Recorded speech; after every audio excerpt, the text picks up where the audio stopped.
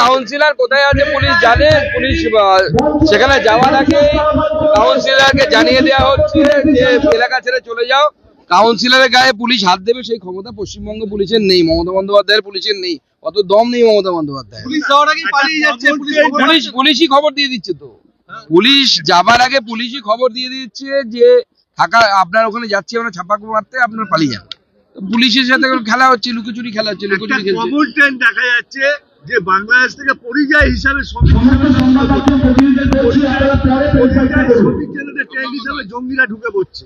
দেখুন, জঙ্গিদের এখন স্বর্গরাজ্য হয়ে উঠেছে পশ্চিমবঙ্গ, এবং সেই জন্য এখন পশ্চিমবঙ্গে বিভিন্ন তৃণমূল কংগ্রেস নেতারা এর সাথে যুক্ত এক এক করে প্রমাণ হয়ে যাচ্ছে।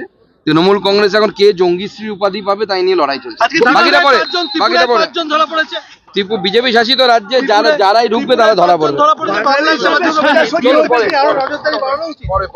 উদ্বাস্তু এলাকা থেকে মানে উদ্বাস্তু মানুষ, অর্থাৎ বাংলাদেশ থেকে তারা পালিয়ে আসা মানুষ, এবং তারা পালিয়েছিলেন সোজা কথা সোজাভাবে বলা ভালো, ধর্মের জন্য, ধর্ম বাঁচানোর জন্য, হিন্দু হওয়ার জন্য পালাতে বাধ্য হয়েছে।